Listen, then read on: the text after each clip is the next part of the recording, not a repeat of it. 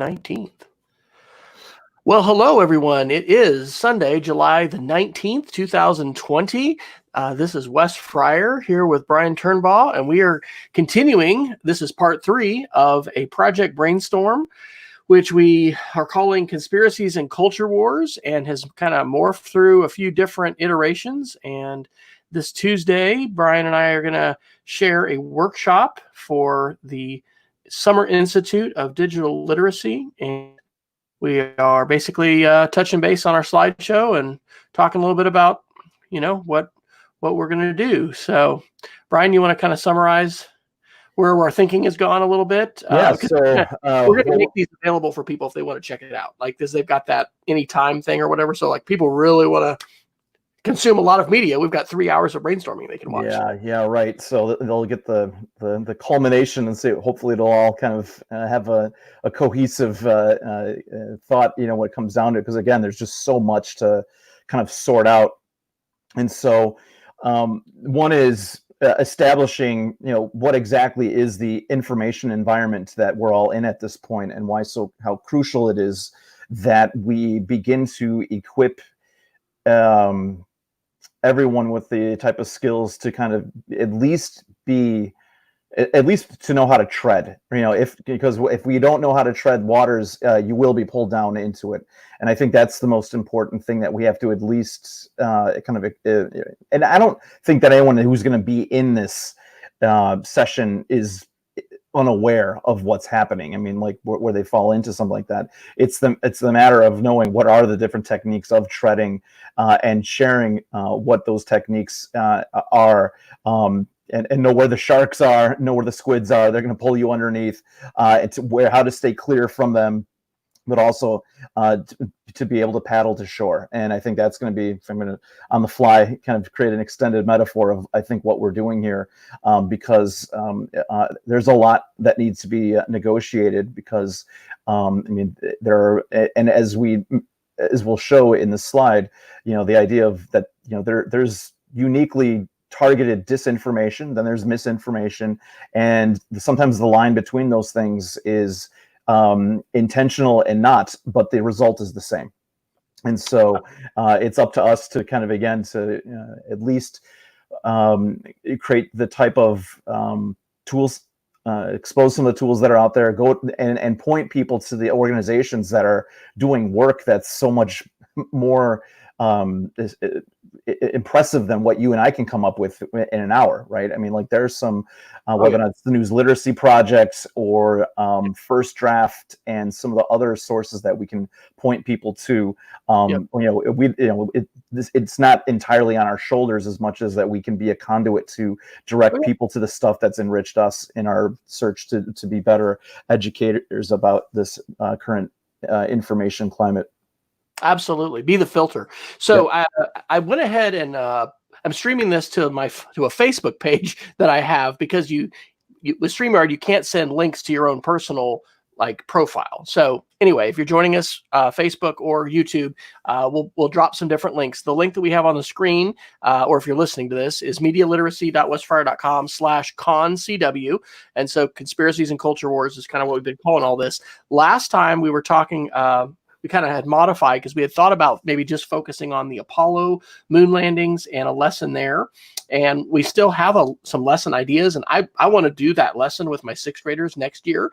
But what we are kind of settled on at this point, and you can now see the slides on this link. So I've got them embedded. They're not finished. Tuesday night is, or what, at 5 o'clock Central, I think, is when we're 4 o'clock Central, something like that, is when we're doing our live workshop. That workshop, I'm going to record it. And so I'm going to share it out separately, but to be in their live, you have to register for the Institute. I think there's about 150 folks that are registered around the world, actually. And so what we're thinking about is basically kind of setting the frame a little bit, talking about the landscape of disinformation and media weaponization and the need for web literacy, but then having a number of and this is what Brian, I'd like your thoughts on what we call these things, whether they're media artifacts. I titled this tonight, like Interrogate the Media, but I don't know if that's the right metaphor we want to go for, but it is this kind of idea that like, we want people, we need to test the source. We need to test the art, the news, whatever it is, whether it's a video or a podcast. Like we absolutely shouldn't just take this stuff at face value. We need some skills to be able to discern, is the, first off, before we even look at the content, is the source something that could be credible, and then we can kind of go on from there. So we're thinking, depending on people's context, grade level, all of that, it'll depend on the topic people want to take. But we're thinking that we can break people into groups, and that activity. Did you get to do the Kristen Zemke keynote? I did not see it yet. Oh my gosh. So, I mean, I don't know how many of us were in there, 100 something, but we were all in breakout groups of 4. And I had somebody from the United Kingdom, somebody from Brazil, and somebody from New York, and we did this activity, and it was great. So I think one of the things we got to talk about is maybe how many people we want to have in the groups. And, I think we can very easily with the slideshow designate group 1 this, group 2 this, and so they did it wonderfully with a slideshow that you copy, and we could do that same kind of thing if we wanted to. So we could have an activity slideshow where perhaps the assigned artifacts or whatever we want to call them can be first, and then we could then suggest a process that they go through. Actually, like we could have them go through SIFT if we wanted to do that, or if we want to do something else. So what are you thinking about in terms of what are we going to call these things, right? Because you've got a bunch of them in there, and a lot of them are tweets, but some of them are news articles. So is that a media artifact? Is that a unknown source? I mean, well, for each one, it's so the first one is just to illustrate what was an active measure, what was a piece of propaganda as disinformation, and that was the Columbia chemical fire hoax from 2014, and so I think that was like the first one. So that wouldn't be necessarily something that we would use as I think an artifact that we'd have the participants maybe kind of work their way through. But I think the second piece, which was one of misinformation, and this was one that I saw, and I think we had talked about this maybe last time, Wes, which was I can't remember who I was having this conversation with, but maybe it was with some friends yesterday where I was talking to them about this project that we were working on. But this was after the pushback on Goya beans, and there was these aisles that were laid bare, and the idea was that because people were boycotting Goya beans, it created a pushback against that, and people were furiously consuming Goya beans, buying them, and all of that. And so this tweet suggests that the way in which it's framed says, like, look, this is what you get when you mess with people who support President Trump, and therefore businesses that support him as well. You create this kind of this consumer Streisand effect, right? Where it's like, we'll show you, we'll buy everything that we can underneath the sun of that. So that's the way in which the tweet is framed, and upon just first glance, you're like, wow, like maybe that is reality. Then you look a little bit closer, and there's a set of tools that you can go through just to ask questions. Like, it's kind of like if there's a thread on a sweater that's kind of on the ground, you step on it and you see where it kind of takes you, and it starts to kind of unwind itself. So this particular tweet, you look at it and you look really close, and you realize that it's not a normal grocery store, it's Trader Joe's. And so the first question that you'd have to ask yourself is, are Goya products even sold at Trader Joe's? Yeah. They're not. Right. So, and then the second thing that you would look at is then, are there any clues of who else is in the store? And when you look at it, there's people who are wearing very long winter coats.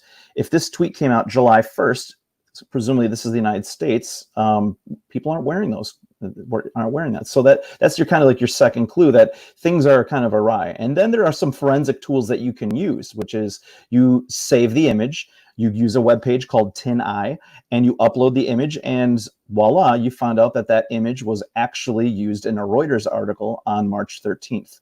And so it takes time, to do this.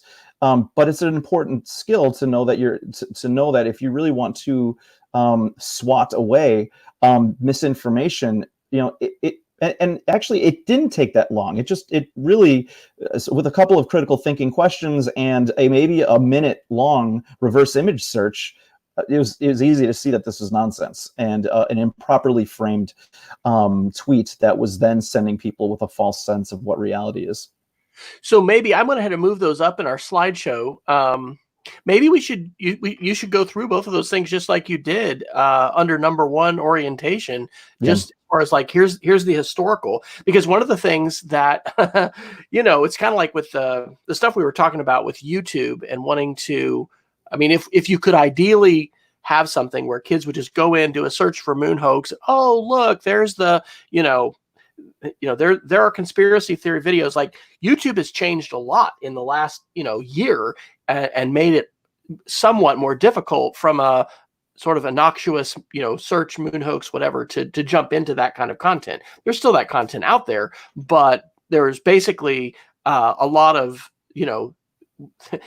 we really went to the moon. The people who are hoaxing are not credible. That stuff is what comes up initially. So it's more challenging with that search to have something organic happen. Similarly, with the link that or the screenshot that you've got for Columbia Chemicals, like that comes from a Twitter account called Greg Spicy. Well, Greg Spicy's account has been suspended. You can't. Yeah.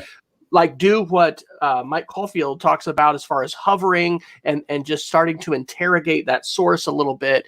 But perhaps those two stories and then mentioning TinEye, and then I've found also just the Google reverse image search sometimes. And I guess I don't know exactly how TinEye, is different, but it is in terms of how that works. But do you think maybe that would be good to? I think it's important to show both. I mean, like, yeah. And it may be that, I mean, because I forgot that you could use the Google reverse search on that. I forgot that you could do that as well, and it might be even quicker than using TinEye, to be honest. Well, and what we can also do, like, we could do some screenshots, and that's something I found with these kind of presentations is we don't necessarily need to do that live. Like, we can have a screenshot, you talk about it, because we're raising awareness. That increases the efficiency a lot. Yeah.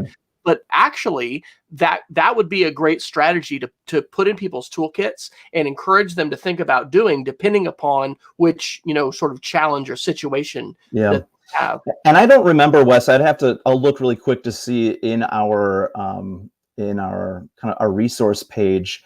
I do know that.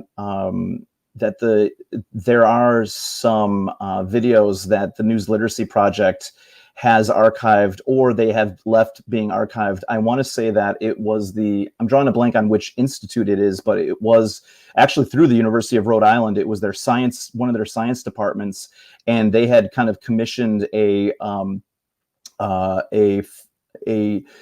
news literacy presentation with the News Literacy Project with Peter Adams and De Silva from the News Literacy Project, to kind of show, like, these are things that are happening right now during COVID misinformation. And off of their YouTube page, the University of Rhode Island webpage, you can still see those. I don't think they would have taken those down. So those were, I mean, if I know how to do these things, it's because of what I got from the many workshops that I've gone to with the News Literacy Project. Well, and to your point about how being a filter and recommending some of these resources to people, and that, I think that's a really important part of this session. I was able this last week to share a keynote address. I guess it was on Thursday, for this Montana mountain moot. And I'm going to try to get the recorded video and then actually share that in our sort of whatever they're calling the Anytime conference. So we're using a tool for the media or the Digital Literacy Institute called PathRight, which I had not actually, had you heard of it before? We did that in Renee's class last spring, not of spring of 2019. So we used it for her her course. I liked it. Okay, Yeah. so I'll drop the link to it. Oh, for some reason, okay, that's weird. Google one didn't want to go. So yeah, Pathright is a I guess it's a content management system that basically allows you to build all kinds of activities, but build content. And so we have a Pathright that they've started and they put some stuff, but this year, and I think it's really kind of a little bit overwhelming. I mean, the conference is, I think, just face to face. There's so much, but it's a choose your own adventure. Certainly when you're not taking it for grad credit, there's some more specificity of what you have to do if you're going to do a grad credit option. But there is the potential this year for this to be in some ways the best conference ever, because it always happens that in a conference with a lot of workshops, you have stuff that you want to go to and you're double booked. And so the idea with Pathright is that if people can't come live, they can still, get your content. And of course, what we'll do is record our session. And so people will be able to actually see the full, archived version. I don't know if breakout sessions, if it puts the breakout session that the person recording is part of, or if they're not recorded, but we'll figure that out. But anyway, the main part of that should all be able to be recorded. So that'll. And I think because Wes, you're probably a little bit more astute of how to work Zoom recordings and all of that. You will be able to have a quicker turnaround than because you'll be able to put the link up right away rather than for Julie to then upload it and all that stuff. So that'll be easy enough to do. So we'll have it up there later. So one of the other things. So if we then move, so of those types of materials or activities, that could be used, and the question is, and it might be that we just direct them to that resource slide that would be attached to the Pathright. I'm just thinking that the fewer departures from what we're doing on the Zoom into this other thing when we haven't really know how to okay, now press onto the next step of the Pathright. Like it might be maybe because it's out of sight, out of mind, we might kind of forget where we are. So that's why I would feel better about keeping it maybe just Zoom and then that slideshow and then maybe that's it. But the slideshow could populate what would have normally have been on the Pathright, and we'll be Pathright pros by the conference next year. But until then, I totally agree, and I think that's plenty of content. I mean, a slideshow that's rich with links, and then video, and then I already put, now I'm going to have two because I had intended, of course, to get our session, whatever that was last. I don't remember when our last one was, Friday or maybe it was Thursday, but. Anyway, we'll have these brainstorming sessions, but these are probably more information than people want. I mean, the slide deck that we're making for this presentation and the recording will be the main thing if they don't get to come live, that they'll get to see. Brian, what do we call this? What do we call these examples of tweets, of articles? I'm going to put a couple in. We actually had our city council in Oklahoma City pass a mask ordinance yesterday or the day before. Finally. How'd that go? I guess it was pretty interesting. Yeah. There was a teacher who was in the audience who stood up and told one of the commissioners who was going to vote against it that she was going to register him to substitute teach if he did not, support it or whatever. But no, I don't know. It depended on what the vote was, whether it would be immediate or not. But I don't know if it was unanimous, but it did take effect immediately. But when the mayor, who I think is fantastic, David Holt, posted about this, the comment stream on Facebook is a textbook, adults, arguing about science, presenting resources, as we've talked about. That's now, is that person really a doctor? Now, wait a minute. What is that, acronym behind their name? So I'm going to definitely put a couple screenshots with links to these articles. And then I think we probably ought to just consider, because we can't, people can't take 10 new skills, but reverse image search, definitely a very good one. I've got in there add Wikipedia when we talk about the sources, that's one of the SIFT suggestions, because SIFT is like, S is stop, and then I is investigate the source. Yeah. And that's where, like, if it's not like CNN or Fox or, the Wall Street Journal or somebody you recognize, then, like, some people will say, go to Wikipedia right away, because if it's any kind of news source that hasn't, like, just been invented, it's going to have a page, and if you look at the talk page on Wikipedia, people will be arguing about it, and if it's controversial. So, I think those are two definite good things that we can suggest, but I don't think we want like 10 things. I think we just want to let them know about SIFT and have a few suggestions. And I think the part too that's going to be, trust is a really important issue with how you feel what that source is. And part of what a standard-based journalism source is that, look, we messed up, we'll do better, and we'll make sure that we do everything within our power to not do that again, right? This is every newspaper of record and of note. So whether or not it's the Tribune, Washington Post, or Chicago Tribune, where I'm from, obviously New York Times and all of that, they're not perfect. These are people that make it. They will make all sorts of errors, but it's important. But they can and will be held accountable for those, and will try to do better because they have a type of philosophy behind what that is.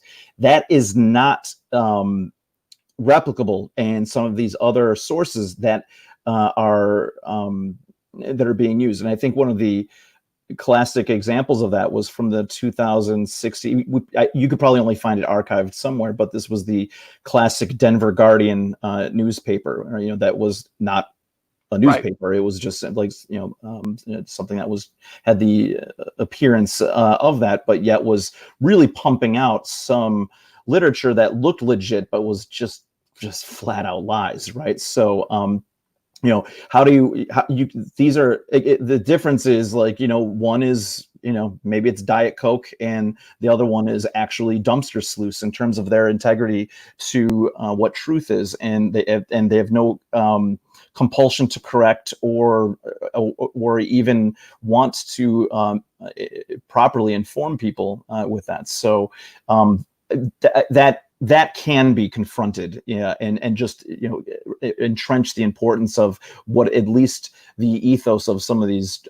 You might not agree with the tilt of the opinion page, but the opinion page is not what the journalists are out there doing when they're trying to tell you about a car wreck that happens at 2 a.m. or all this stuff. Like, there's reporting that's going on that's is trying to be as factual as possible, and I think people have allowed their perception to be worked so much that everything is initially seen like, well, what's the bias with that, rather than let's just kind of see there is place for bias in the opinion pages, but let's kind of use a different set of tools to just kind of like, let's try to have trust in this standard-based newspaper format to give us what actually happened. I wonder if there's something from the News Literacy Project or another resource that, because we don't need to reinvent the wheel at all, right? Like, pointing people to good resources, frameworks, things that are out there. So I wonder if there would be something from News Literacy or another source, maybe, because I think there was. I could try to find it. I did. They had a session. It's been probably either it was mid-May, late May, who knows how time was. But Peter Adams is their senior vice president of education. He had an excellent presentation about how to kind of confront concepts of bias in news, and went through a lot of. So I don't know if that video is available through their webpage, but I know that their website would have different sources that would kind of walk you through how to do that. So that would be a very easy link for us to research for sure. And first draft maybe as well. That's another incredible source. Yeah. Well, and that's another thing I think, absolutely pointing people to some of our top recommended resources, which could be contextual, like within the, sharing strategies and resources. Yep. I think that would be good because, I don't think I haven't historically taught kids what an op-ed is. Mhm. But I think that kind of distinction between here's an opinion piece and this is a news piece. And then, like you said, what is a mainstream media journalism? I've been encouraging, and I'm teaching fifth and sixth graders, but to go to Google News because, somebody out of their garage is not going to be linked in this aggregated, collection of news. But to your point, if it is an actual journalism outlet, then they will issue redactions, or they'll issue corrections, and they'll admit when they have a problem. But I think that's probably a little bit harder maybe to ascertain and determine. But that's something that the Wikipedia comparison should be able to say. And I think one of the things we want people to do is to interrogate the source. And if you can dismiss the source on its face because it's an extremist group. Now, there are some people who won't dismiss that, right? Because they'll be like, yeah, I mean, there was, oh gosh, I don't think I have this one in there, but I just saw it, and it was basically the first person replying to it said something about learning from QAnon every day. I mean, that was in the byline of their Twitter handle. So, that should be a red flag. But there are some people who are going to be ardent, subscribers to conspiracy theories. So Yeah, and I think that's going to be I don't know that that's going to be. I mean, I'm not just saying that this is our job, or it's even to some extent society. I'm not saying that they're too far gone, but like that's going to be their intrinsic journey to come back from that. I think that what's key is it's kind of like it's that line is that you plant seeds for trees that you'll never experience their shade. And I think that's kind of like what these tools will be, which is that how can we get ahead of the, if we're going back to the treading water metaphor, which is you're in it, and now we got to figure out how we're going to get to shore. Otherwise you will get sucked into these other things, the vortex of conspiracy-minded nonsense. Versus keep your blade, or to keep your stroke strong enough to get to shore and know how to avoid the sharks and the squids and all the other stuff. Well, one of the resources that I think we can share maybe in the lesson part, and that could be in the wrap up as we do the sharing, because the cycle we're talking about is basically an introduction, and we can talk tonight about maybe time and how we want to kind of break that up as far as how much time in the breakout rooms, because we got, is it 45 minutes for real? Like we don't. Yeah. Okay, so it's going to go by like that. It will, so, but we've already been yapping for not even a half hour, so I think we'll make some good time. I think it'll be. I mean, I mean, it's what I'm saying is it's going to be important, and as we talked about earlier, for us to set those kind of boundaries for ourselves about how much we want to, talk before we let people go to their breakout room and work. But the John Cook resources on conspiracy, because he came out with a really good article in the Conversation about plandemic, and he has, in the context of climate change deniers, broken down 7 characteristics of conspiracy theory. And I had referenced that in the Apollo moon landing lesson. But I think that along with, like you said, First Draft, the News Literacy Project, because we are titled, Conspiracies and Culture Wars, I think that's the best resource I've found, where he's talking about trying to inoculate, so people won't fall into this conspiracy rabbit hole, is to try to encourage people to be aware there's a playbook for conspiracy theories. And, we want you to be aware of those, because there are people who, I mean, the statistic of how many people, last year was the 50th anniversary of the Apollo moon landing in 1969. Huge numbers of people were saying that they thought it was a hoax. And so, it's conspiracy theory, for a variety of psychological reasons, has appeal, and and it has traction. And I think that any of us who are on Facebook have experienced this, maybe directly with family, friends. I mean, people whose worldview is definitely, strongly affected by these outlier. Yeah, one of my favorite, and I think this is where evidence becomes so important. A good friend of mine, when we have these discussions, when people will, whatever it may be, we always come back to one of our favorite Christopher Hitchens quotes, which is, "That which can be asserted without evidence can be dismissed without evidence." Right. Mm-hmm. And so, and I think that, to play a game where like that if they present evidence, then we should, how this is why those kind of lateral reading skills are so important. It's because their content crumbles very quickly, and this might be something that I can walk through as well, which was that experience with the mask post yesterday that I was telling you about earlier, which is what was the move, which was to kind of bombard, with all these appearances of actual linked sources that were suggesting that wearing masks somehow choke your oxygen supply, into your brain and all this stuff.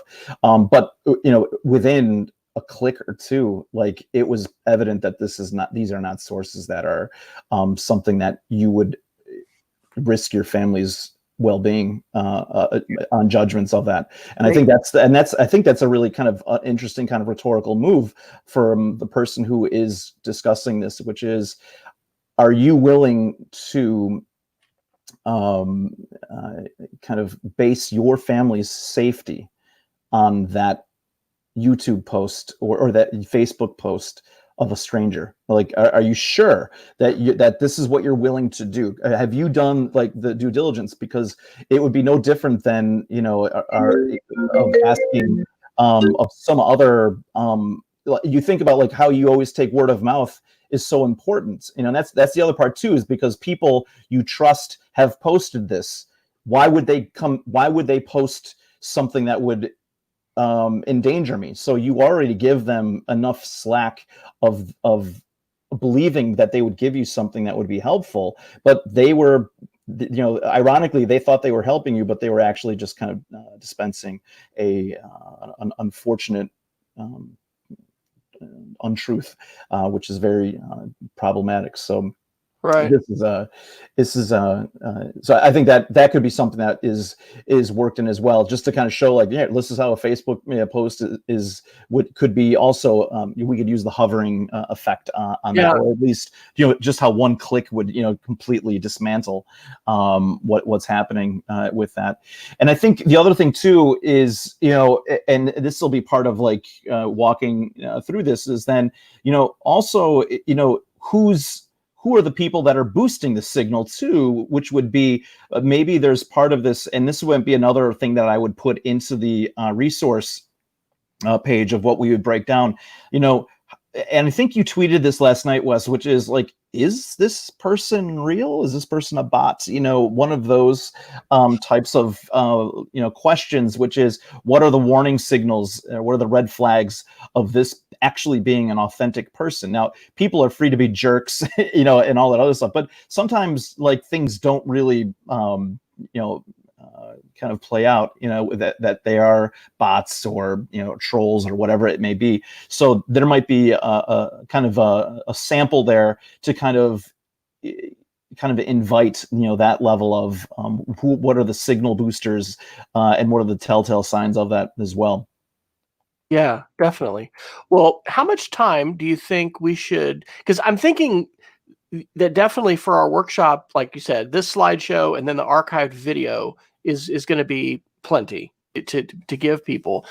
But I'm thinking that in terms of the lesson resources, we could have a separate slideshow that just has some of these different artifacts. Some of them, like the 2014 refinery fire, like that guy's account's gone. You can't interrogate that. It's going to be screenshot only. But we want to give people a variety of things. So because I mean, I'm going to definitely be sensitive to this. I mean, I'm not going to like just.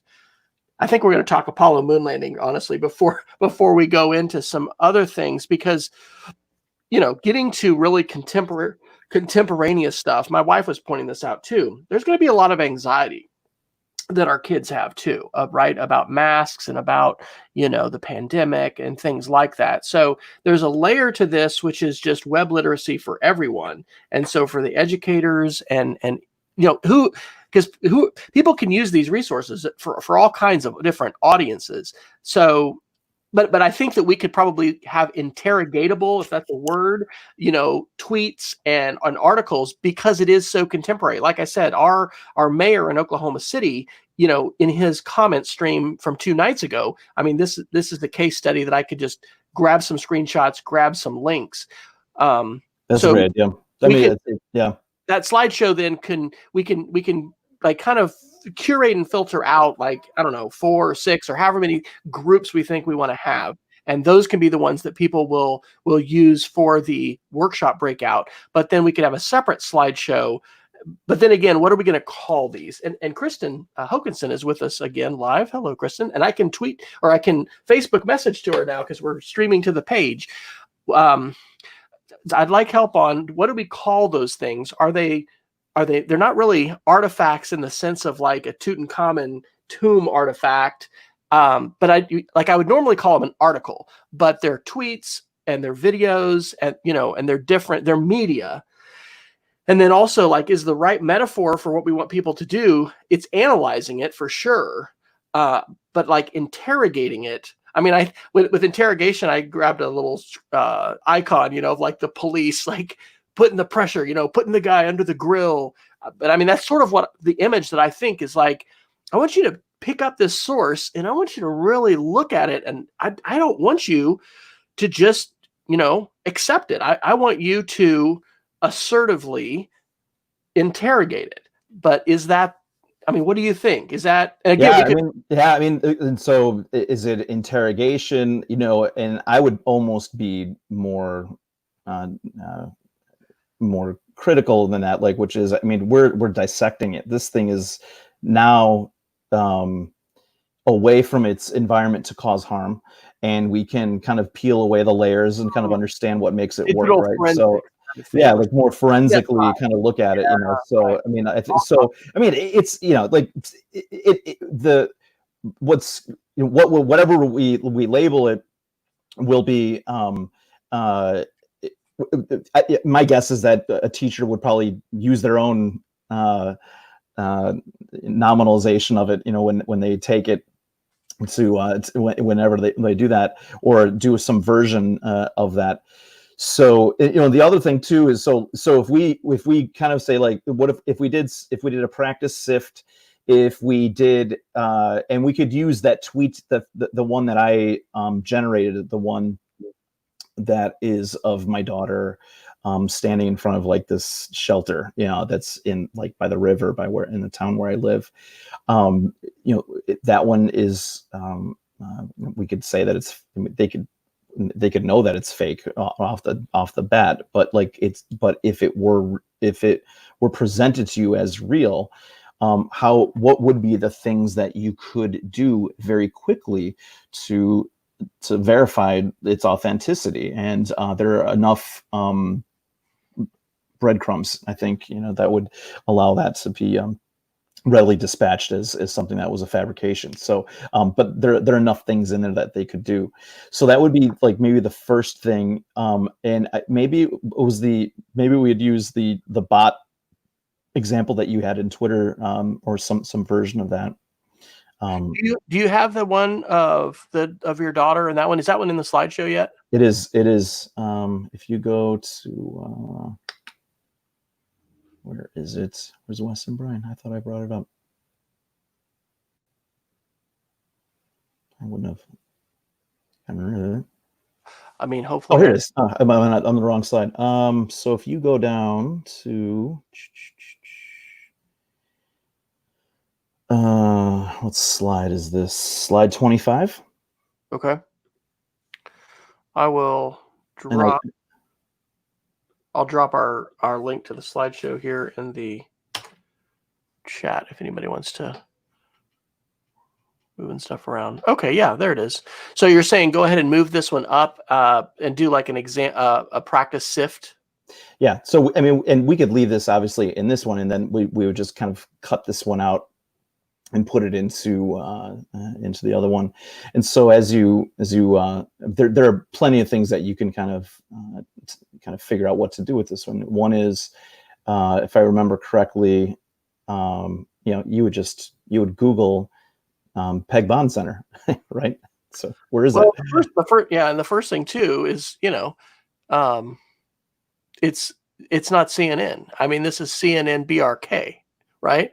But is that the real one? It is. I think it is. It's verified. Well, it's got a blue check mark, so yeah, it does. But it wouldn't. You could still check if BRK is breaking news. I think it is the official. It must be. Well, if it didn't have the blue check mark, that's where the. But the fake tweet generator I used allows you to put any Twitter handle on there, and I think I used the same. So I made a version of this tweet about a month or so ago, but the Peg Bond Center part wasn't big enough to see because I wanted to actually the version or the picture the framing of it was something like last picture of Louisiana girl taken before she was munched by alligator or something like that. And I wanted to have a little bit of the river in the picture, but you couldn't get the Peg Bond part in there. So I just kind of changed it up a little bit. Now, did you use the tweetgen.com Twitter generator to do this, or a different site, or how did you create this? Yeah, I'd have to look to see which one that I used. And that's the thing too. I think that's one of the things that is I would be very guarded about suggesting is and this is something that they're very adamant about in the News Literacy Project is don't endorse or turn over a tool like a fake tweet generator to students, because they might like, oh, that's cool, and then they inadvertently start making fake tweets themselves, and you might unleash that. So like I would almost like just say like, I made this and kind of move on and say like, you could make this, but never make an activity by which you play around with the generation of the tool set that makes disinformation more likely to occur with that. So, but there's but this is so there are plenty of breadcrumbs, that are in this the sample fake tweet that I made here that would easily be siftable on many fronts. So then we could, so if this was the first, let's say, example that we would use, I'm trying to remember what they. You want to do that one before you do the Colombian chemicals and the Goya? Actually, not only because this kind of sets it up, or those other pieces kind of set up. So if you have the the Colombian explosion is one that that's our disinformation example. Right. Then you roll that into the misinformation, which would be Goya, and then I would maybe go through and model the type of thinking of SIFT or the things that were in the Goya example, and then we could turn over that modeling process into this one right here. That's kind of what my thought was. Okay. So and we can obviously, I threw a couple topic, sort of organizational suggestions in as far as like orientation, lesson idea, source analysis. So maybe the source analysis, well, that's when we do the breakout rooms, but maybe the SIFT example, is that just maybe part of, would that be under the lesson ideas? Yeah, could be. Sure. Okay. All right, so I'm just kind of moving these around. Oh, probably be another 15, 20 minutes. Okay, we're gonna have our pie. Okay. The strawberry pie is being served, but I will. Yeah. You better. You have a. My. You have a 18-year-old son. I think you probably want to make sure that there's a chance that you'll get your. Yeah. it is a large pie, so we'll hope. Okay. If there's anything that's good in this house, my son's 13 years old, and we're basically like cavemen, going after any food that's at this point. Right. Okay, so the Goya. Okay, I think I've got that. So the other thing I was thinking is that would be something that we could draw into that second slide, could be looking at some of the tools from the University of Indiana, the Hoaxy and that, because I think those are some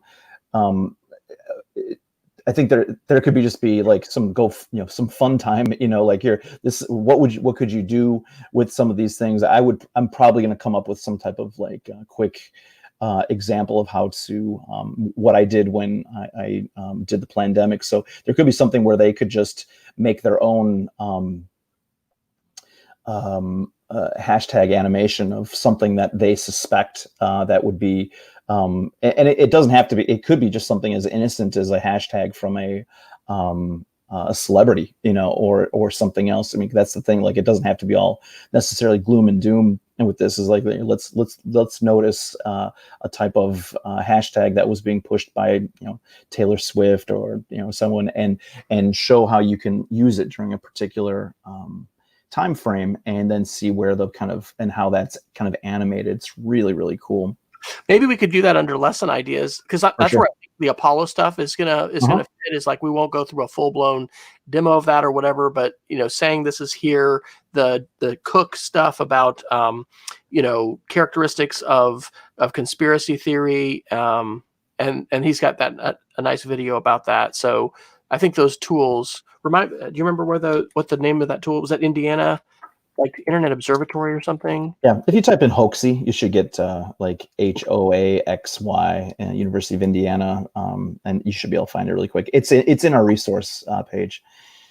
I don't know how to fit it in necessarily, as more of it's just like a resource, and this would be something that would be more not for middle school kids, but certainly when you get into the more disinformation study part. I think Hamilton 68 is probably one of the coolest things as well, because that dashboard in real time is chasing down what are the hashtags that are being used by active measures, and I think that's probably one of the coolest things to look at if you want to see like what how disinformation is being basically beta tested on the internet with hashtags and being boosted by all of these. Wow, it's pretty cool. Okay, so yeah, I think that those kinds of resources will be great, because those are sort of like awareness level things of like, hey, make sure you know about this, pointing people to those. So that would be good under our lesson resources and ideas.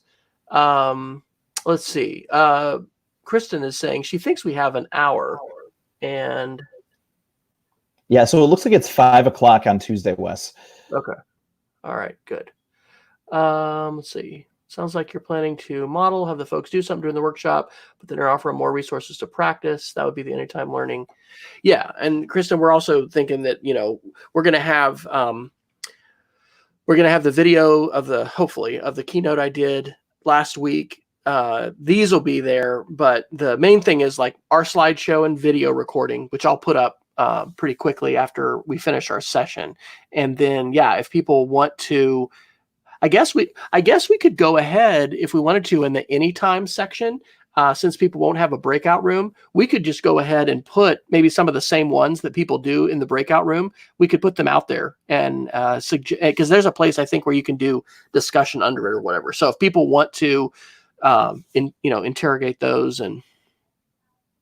Yeah. Okay. All right. This is looking good. So I've moved. I'll get a couple of the other things moved to the bottom, but basically we've got. So under orientation, we're going to do the Colombian chemical example, Goya example, talk 10i, and the video result. I just thought we'd have a reference to McLuhan and the importance of the medium of the day. And then I was going to reference. Do you know the best McLuhan quote is There was an awesome documentary.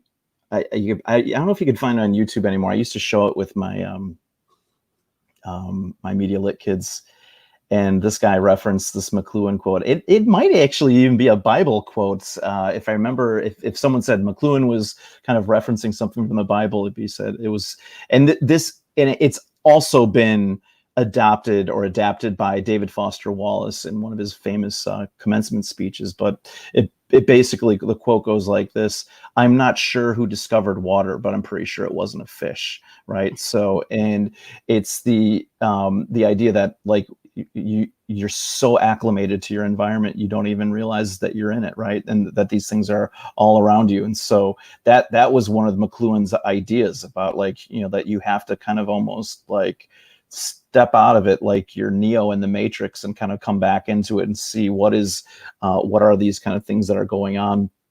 And I think that's, you know, everything's happened so fast with social media, and, you know, a lot of our very good instincts to be social as human beings have been in some ways kind of unfortunately undermined, either accidentally or because people know that we could be split among these kind of tribal lines. So I think that's I think including McLuhan in there is great. Yeah. Okay. And then I want to do a reference to the You Are Here book, which I've been definitely because that has the disinformation, misinformation, malinformation. Yeah. And then I think I'll move the conspiracy handbook stuff to the end when we talk about the content, the pandemic stuff, setting that up for Apollo, or, you know, the moon landing stuff. And so you want to do the example. Do you want to do that live of the of the fabricated tweet, or do you want to, or do you think just go ahead and have some screenshots to kind of, do you want to actually do that demo before you talk about SIFT, or do we want to talk about some of the strategies of SIFT and then apply it as a demo? So what we could do is we could use the Goya one, and I could just say, like, let's kind of, and maybe if anyone wants to use the chat feature on Zoom and say, like, and that might be the other thing too, is that we could say, like, when I know that you're talking, I'll be in the chat seeing if anyone's had any questions, and then when we flip, and that way I can say, hey Wes, so and so has this, like, so we can kind of you know, kind of make sure that we are aware of, like, you know, seeing who's going to be using the chat options, so they can kind of jump in with that. Yeah. And then what we might do too is, and I've done this before, is we can just put our names under the speaker notes. So if we kind of want to, you know, claim different slides or whatever, and it might work if we can kind of have a like, rather than like flip back and forth, you know, have a block of several, you know, that we each take, and we kind of hand off for sure that way. And then I forget what I was going to say. We were just talking about something. So you're going to do Goya. That's right. Right. So we were saying we're going to do Goya, and then say, okay, what I just did was some sifting, and then we show the sift, and then kind of make that connection. Now let's do the CNN breaking news tweet, and kind of turn it over to them. Okay, good. And then we'll have the different examples for them to do for breakout time. How many groups do you think we should do? I think we want to create a slideshow that has a number of these. So, I mean, if we, I don't know, if we have, it's kind of not, I mean, the smaller the numbers, the better the interaction is. I mean, the group of 4 today was great. So maybe if we put I'd say 3 or 4. Okay. Yeah. I mean, I don't have any idea. So when, for the breakout groups, which so should we use the CNN breaking news one in that one, or how do you want to do that? I like what you got. I think you do that as a demonstration, and I think if we make slides, that'll make it go faster rather than doing like a live web, you know, thing. So we can just still have that as slides. I'm thinking maybe if if we go ahead and pick 6 or 8, then we can just kind of see how many people show up. Like I don't think you want groups less than 4, but we can just kind of see how many people come. I mean, I don't think we're going to have 50 people in our session. I mean, I'm guessing maybe we're at 20 or something like that. So, if probably 4 or 5 is going to be reasonable, but we can have some more that are in there just in case. And then, well, like I said, I think we can have a slideshow of what do we call them though? Are they, because dissection, autopsy, digital forensics. I mean, I like that metaphor a lot, because really that is what we're asking. Our daughter, is going to be a sophomore in college. She's in the digital forensics program at the University of Central Oklahoma. It's pretty amazing. Her professor for her survey class actually was the first FBI agent to testify with DNA evidence. He had it's not the Presidential Medal of Freedom, but anyway, he has this top level award, and he's an incredible guy. Like, he started, the use of DNA for FBI research and whatnot. Anyway, I think it's cool because this is, in a sense, some digital forensics. We're asking people to probe evidence. We're asking them to, do some comparisons and basically, work with the bits. I mean, as you would in a trial, you'd call it Exhibit A, Exhibit B. Maybe that's what maybe it's something it's something like that. We refer to it as an exhibit or something like that. Right. All right. Well, we can keep playing with that idea, but I think so where do you want to get the of the tweets that we get, where do you want to find those? I mean, should we make those, or what do you think? I mean, we can, but I'm thinking we'll be able to get contemporary things that are interrogatable, if we might not want to use that word, but live exhibits that can be probed, live. Mm-hmm. As we look at things about, masks or there are going to be some other things that are live. So I think I'll start a second slideshow that will be exhibits. I don't know. We'll come up with a word for that. But these are going to be, media exhibits, digital forensic subjects. We'll come up with something for that. And then if we take, basically 8 of them, we can designate group 1, group 2, group 3. So those will actually be in the slideshow. But then for resources, we'll have a slideshow of potential exhibits for analysis.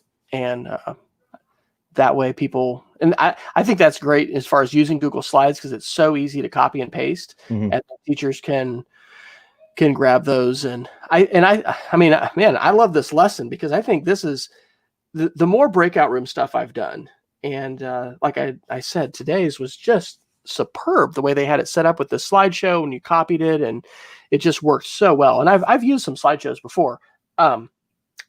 This is going to be, I think, a very replicable lesson that teachers can choose the content. So if you don't want to talk about the pandemic, you don't want to talk about masks, you don't want to talk about elections, talk about the moon landing, talk about maybe climate change, talk about chemtrails, right? I mean, chemtrails are one of these things that there are some outlier conspiracy folks that, really think that the government is messing with the planet, but what is actually happening are contrails. But anyway, I think that will it's a very doable lesson. I think, mm-hmm. and it has a simple design, and it'll have both the archive stuff for people to talk about, but then the coolest part will be the ones that have a live element, I think. And then, like when we mentioned the internet, that Indiana University Internet Observatory or whatever, I mean, that there are some of these other tools, and like reverse image search, right? Like that literally should be in everybody's toolkit. Everybody, mm-hmm. One of our children recently used a reverse image search to figure out that somebody was catfishing them. They had not used their own profile photo on a dating app, and I was proud. I was like, all right. Yeah, all right. But it also really alarmed said child. and cause them to think about, well, because there were some suspicious things this person had said. Oh, and they wanted to talk to him on the phone too, which, by the way, that's a whole other thing too, right? How do we get our kids ready to handle dating apps and all the contact that happens when, people, and it's crazy. So anyway, I think that having TinEye and talking about the reverse image search, demonstrating that, and then maybe depending upon the exhibit that people have, like that could be something that we ask everybody to do. Make sure that we've talked about reverse image search, make sure you guys try that or whatever. So yeah, I think that'll be I almost in order to make it easy for them, I'm almost wondering if like there should be like a file, and we give them like just like upload this image, and just so they can use right. Well, also so it's archived, so that could be, if we can find that, I could see on the slide. That's why a slide is nice. Yeah, is in addition to the screenshot or whatever, we can have a live link. So ideally, we could have that image saved, put that in a Google Drive folder, and that way it would actually be. And they just bring it up, use when make a copy of it. Yeah, that makes sense. Okay. Cool. All right, man. Right. So then I will. So then what's left for then tomorrow and then Tuesday is that you're going to make a second folder or second slideshow. That will be what we're calling now the exhibits slide. And then we'll put a bunch of suspicious, tweets that maybe we've saved or have found or whatever that may be. Links, videos, media exhibits that need to be interrogated. And so those will be perspective. And what we might do then is we could touch base on, it could be late tomorrow, or it could be Tuesday, at some point. I don't know. Mm-hmm. We'll just want to pick. I think if we pick 5 or 6, that'll be more than enough. Sure. I think we'll probably need like 3 or 4 if we have groups of 4. Yeah, that'll be enough. How many people come? So they'll be the richest ones. And if we have to, we'll just go to our, because I think we should probably have at least 10 or more that'll be in this slideshow, and then that'll be something, because Renee and others, other people may have this already. They may already have, because I know for propaganda, she's got a great library of all these different examples, and that's kind of what we're going for here. Is like, here's a bunch of examples, and these are things, copy them, use them. It's especially the ones that are interrogatable, the ones that you can hover over and truly drill down with. Those are going to, just like we see with one of the examples, the accounts are going to be suspended, links are going to get broken. That's going to be the nature of this. So it'll be great to archive them with screenshots, and then also create something that, because this would be something else that we could do. You could challenge your students to find other examples, right? Find your own exhibit. What's another exhibit? Because, oh man, and don't you know memes? Do you know the best one ever was the one that started I used this one in class. I'm going to find this one. It was the best. This would have been late February, somewhere around there. And I think I may have even sent this one to you. I know I have it saved because I used it in class. It was the one that said, "Spotted outside a doctor's office." And it was a chalkboard, and it said, these are all the years where there's some type of epidemic that happens. Isn't it curious that it happens every year of an election or something like that?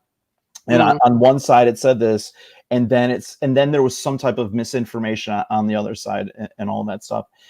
And what it reminded me of, and this one flew around the internet like crazy, and what no one stopped to ask the question was, well, if that doctor feels so strongly about it, why isn't their name next to it? Like, no one thought, just the mere suggestion that this dry erase board is outside a doctor's office served as its own proof.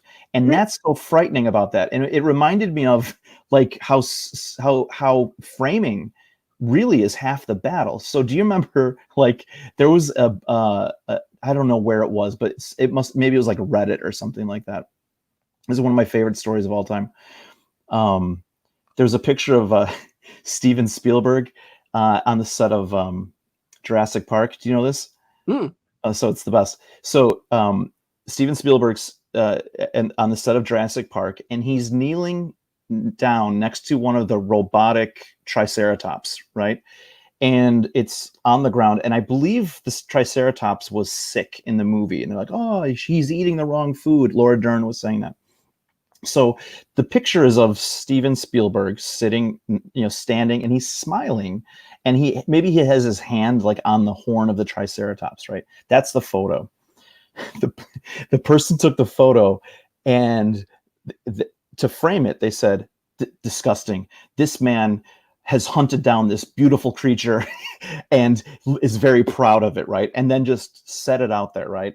And then, of course, people are like, oh, I can't believe he would do that. What a jerk. I'm never going to watch his movies again, and all this stuff. And people are like, you can't kill something that was never alive, and it was not even in this particular geologic era. But what was insane was to watch the comments. And even that had its own life cycle. So the comments started like, people were mad. Then people were calling out the people for being idiots about it. And then you had the next iteration of it was people were playing like they knew that they were acting like they were dumb as they were commenting on that whole thing. Right. But that's another kind of thinking too, right? Because what SIFT is talking about with, checking out the source and lateral reading and these kinds of things.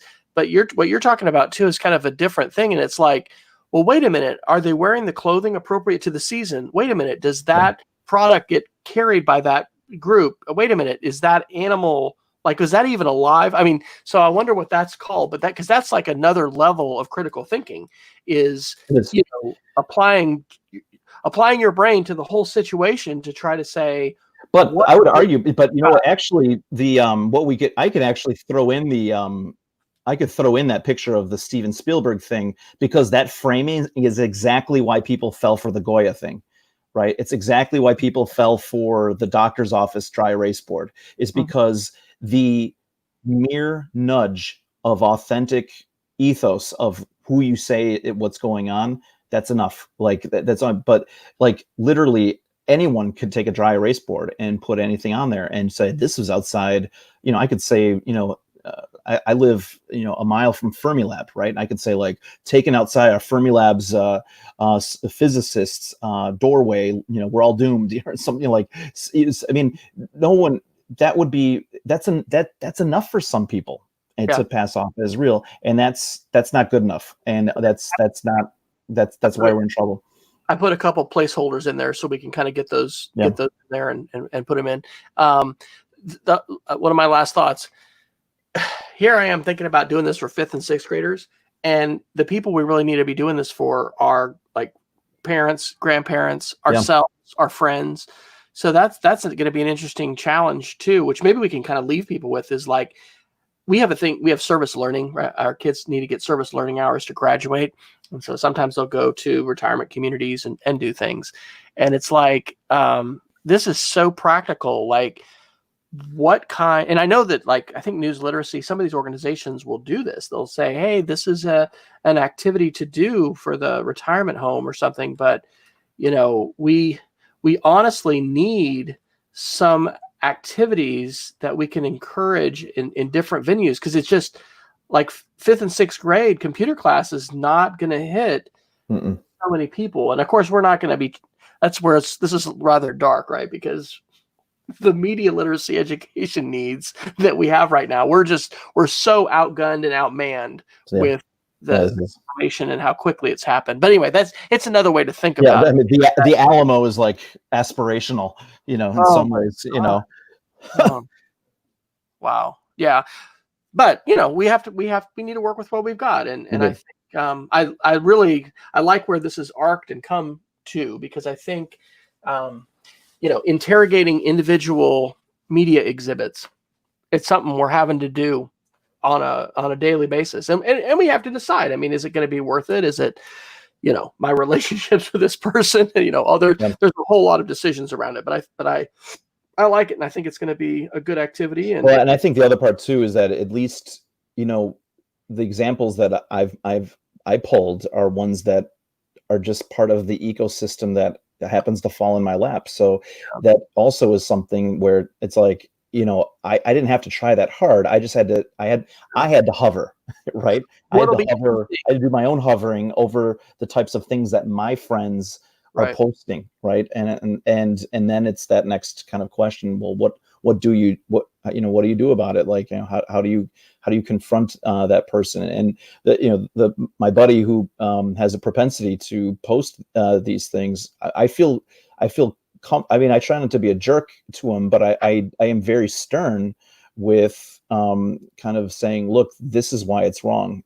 You didn't look here, and you need to reconsider this. Because I mean, he's my friend, and I don't want him to walk around the world with this. And if anyone who sees this play out on the post, when we go back and forth about this stuff, then maybe some people are going to be like, yeah, like he's right. I mean, and maybe there are people that read this post and they're, like, who's this Brian guy? What a jerk. Like, and you know what? I don't know him, so I don't have to care, right? So that's the beauty of not having to do that. But I do care about my friend, and I think that there's a way to kind of again steer the ship right from those types of unfortunate posts. Yeah. And it's going to be interesting with our kids living in different media platforms, right? Yeah. What is this looking like on TikTok? What is it looking like, Instagram? To the degree, I think Twitter and Facebook are certainly more prone for that. But it really, it's gonna. But that's where like a challenge at the end can also be for students to come up with exhibits. Are there things that you've seen in your social media that and memes? I mean, we're not even really diving into that, but just that's its own thing. Yeah, memes are used and repurposed and used politically and all that. So maybe that'll be next. That's a whole other. I hope somebody next year's presentation. Well, I hope somebody would do something about that this year. It'd be great. Did you see that conference that was all about memes? They talked about it at the Media Club. I'll find the link because actually there's the YouTube. I put it in my media literacy watch list or whatever, media literacy videos. But yeah, it was. I think it happened in April or May, and it was a single track conference, but it was just all about internet memes and digital literacy around it. And so anyway, it's cool. It's cool to look at. I just finished on my walk today. I listened to it was brilliant. The Radio Lab on dispatches from the pandemic last week's. I think you had posted that you listened to it, or was that the 1918 one about? Yeah, about the dispatches. God. Incredible. That's why you listen to podcasts. My gosh. I know. And I think that's something we need to recommend to people as well, is we definitely need to say, if you're not subscribing to podcasts, here's some channels to start with, and that's your homework. Because if there's one thing I think people could do you just reminded. Yeah. Go ahead. No, go ahead. No, there's a couple brilliant individual unique episodes that Radio Lab has done that have featured what we're talking about here. One, I'll find them and I'll put them on the resource page. Very good. Yep, and we can do that on a last slide as well. So, all right, my friend. Cool. All right, cool. I'm so glad that we had a chance to go through all this, because it was also good filling out my tier 2 stuff, because I was like, I know what I'm doing. Yeah. And it's also exciting to think about where this can go, because this is such a large challenge that, like I said, this one lesson I think is a real practical thing, but there's going to be other ideas and other things. And, the resources of this are easily a course that, for sure, could be taught. So for sure. All right. Very good. Cool. Well, we encourage people to check out our project page. Again, you can find that project page on medialiteracy.wesfryer.com/concw for Conspiracy and Culture War. and we will be posting the video of our session that we'll be doing on Tuesday. I think we'll be able to publish that, publicly, and would welcome any feedback that anybody has. Let us know. Reach out. Cool. All right, Wes, we'll talk to you soon. All right. Bye-bye. Thanks, Okay. Brian. Bye.